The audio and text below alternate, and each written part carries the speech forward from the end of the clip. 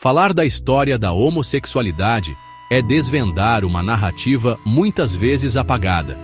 É uma história escondida nas margens dos registros oficiais.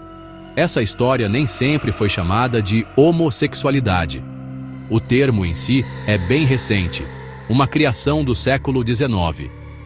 No entanto, a realidade que ele descreve, amor, desejo, relacionamentos entre pessoas do mesmo sexo, é tão antiga quanto a própria humanidade.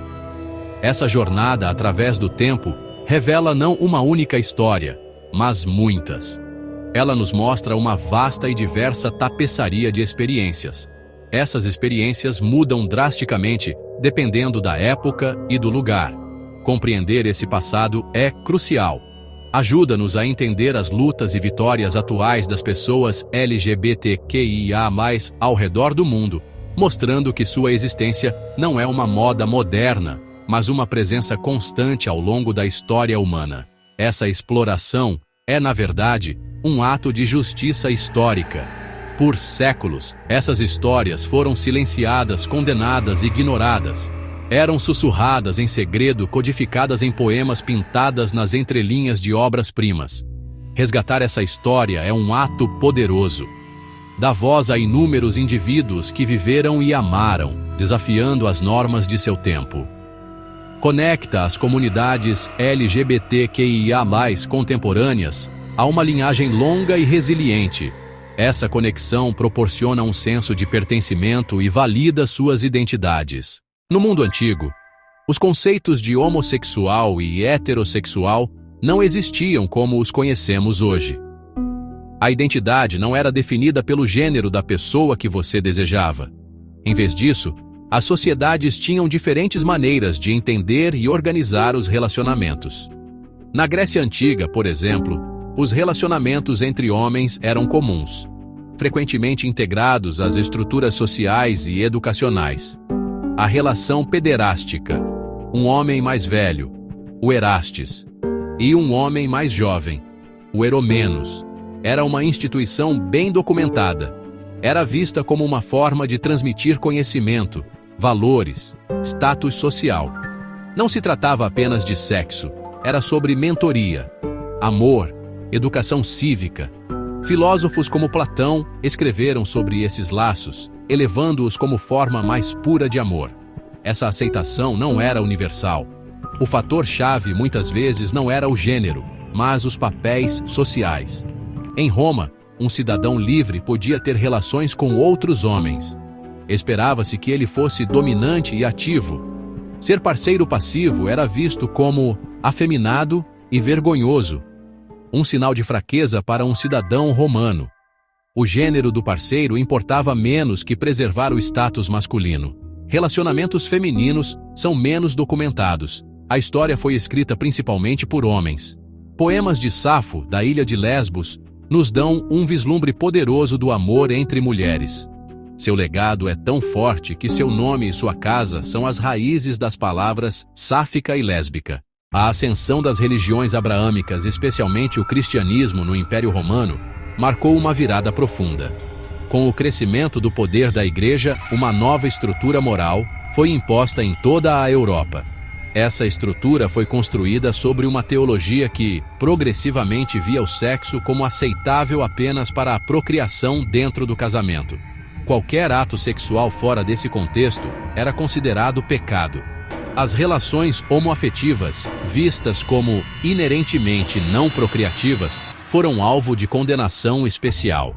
Teólogos como Tomás de Aquino, no século XIII, argumentavam que a sodomia era um pecado contra a natureza. Isso foi um rompimento radical das variadas perspectivas do mundo antigo. O amor agora estava sujeito a uma rigorosa lei divina. Essa mudança teológica teve consequências devastadoras no mundo real. O que antes era considerado um pecado gradualmente se tornou um crime. As leis seculares começaram a refletir a doutrina religiosa. Em toda a Europa, foram promulgadas leis que criminalizavam atos homoafetivos, muitas vezes sob o termo vago e aterrorizante de sodomia. As punições eram brutais: humilhação pública, prisão, tortura, execução por queima na fogueira, A Renascença, um período de renascimento cultural na Europa, trouxe consigo um renovado interesse pelo mundo clássico Grécia-Roma. Isso levou a uma contradição fascinante. Por um lado, as leis e doutrinas religiosas que condenavam atos homossexuais permaneceram firmes. A ameaça de perseguição ainda era muito real. Por outro lado, a arte e a literatura do período ficaram saturadas de temas homoeróticos, inspirando-se em modelos clássicos. Artistas como Michelangelo, Leonardo da Vinci criaram obras de beleza estonteante que celebravam a forma masculina. Suas esculturas e pinturas, embora muitas vezes enquadradas em narrativas religiosas, carregam uma inegável carga homoerótica. Bacos de Caravaggio, mostrando figura sensual e andrógina. Os sonetos de William Shakespeare, muitos deles endereçados a um jovem belo, têm sido objeto de intenso debate por séculos. Sua linguagem de amor e adoração é tão apaixonada que é difícil lê-los como puramente platônicos. Essas obras usavam a ambiguidade como um escudo, criando uma linguagem secreta e compartilhada. Essa era uma maneira de comunicar o inominável em uma sociedade que se recusava a reconhecer sua existência. O século XIX foi um período de profunda transformação. Foi a era da industrialização da ciência e da ascensão do Estado moderno.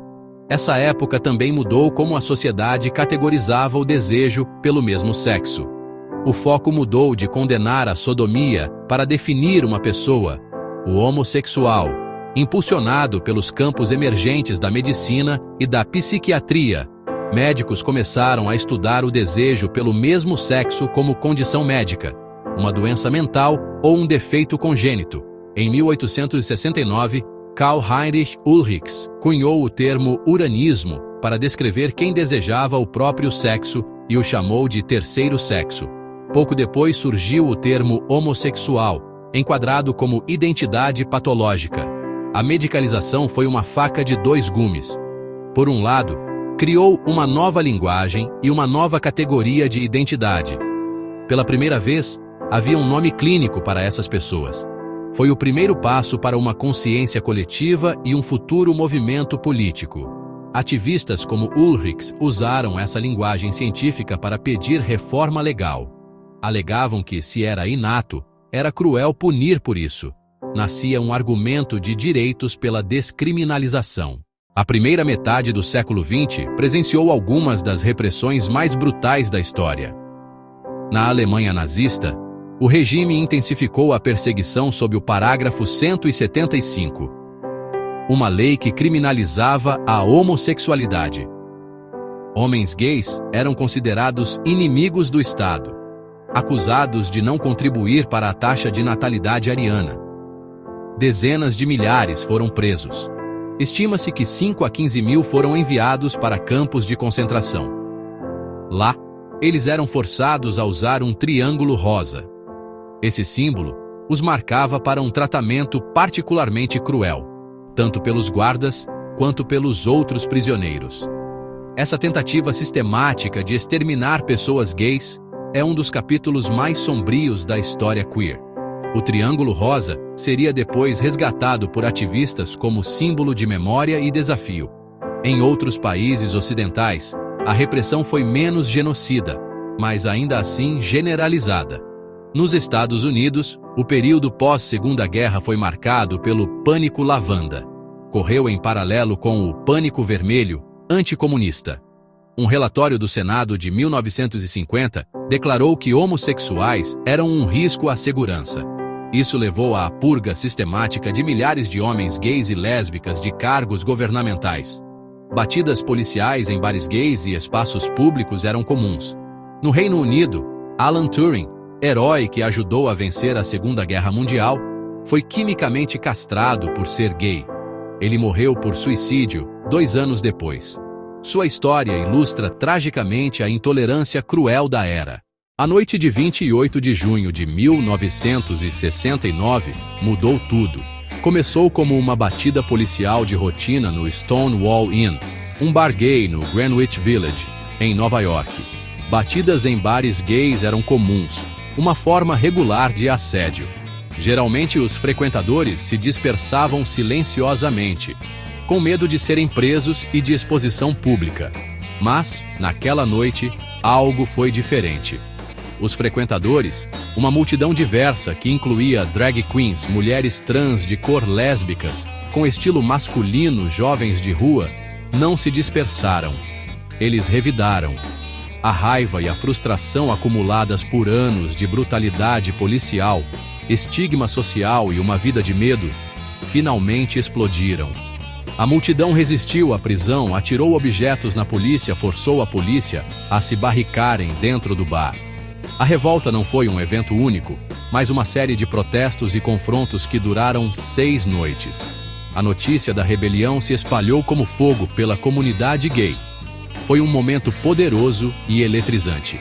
Pela primeira vez, pessoas queer resistiram coletiva e publicamente aos seus opressores. A mensagem era clara. Eles não aceitariam mais serem tratados como criminosos. Figuras-chave na revolta, como Marsha P. Johnson e Sylvia Rivera, tornaram-se ícones deste novo espírito mais confrontador. Stonewall não foi o início da luta pelos direitos gays, mas foi o catalisador que a transformou em um movimento de massa. No Brasil, a história do movimento LGBTQIA+ está profundamente entrelaçada com as lutas políticas do país. Durante a ditadura militar de 1964 a 1985, o clima de repressão se intensificou. Embora não houvesse leis específicas contra a homossexualidade, o foco do regime na moral e nos bons costumes era usado para justificar a violência policial e a censura. Gays eram frequentemente alvo de batidas policiais, presos arbitrariamente e submetidos a humilhação e abuso. Nesse ambiente opressor, uma cultura queer clandestina floresceu em certos centros urbanos. Em 1978, o Grupo Somos, grupo de afirmação homossexual, foi fundado em São Paulo. Jornais como o Lampião da Esquina, publicado de 1978 a 1981, foram cruciais. A crise da AIDS atingiu o Brasil com força. Essa tragédia galvanizou a comunidade. Ativistas criaram organizações como o Grupo Gay da Bahia, fundado em 1980. Um momento decisivo para a visibilidade veio em 1997 com a primeira Parada do Orgulho LGBTQIA+, de São Paulo. Desde esses humildes começos, a parada cresceu exponencialmente. Hoje, é uma das maiores paradas do orgulho do mundo, atraindo milhões de pessoas. Em muitos países, a igualdade no casamento é agora a lei da terra, uma vitória que teria sido inimaginável há apenas uma geração. No Brasil, o progresso tem sido significativo, muitas vezes impulsionado pelo Judiciário. Em 2019, o Supremo Tribunal Federal criminalizou a homofobia e a transfobia, equiparando-as ao crime de racismo. Em dezenas de países, a homossexualidade ainda é criminalizada. O Brasil, apesar de seus avanços legais, continua sendo um dos países mais perigosos do mundo para pessoas trans. Portanto, a luta deve continuar, e cada pessoa tem um papel a desempenhar na construção de um futuro mais justo e amoroso.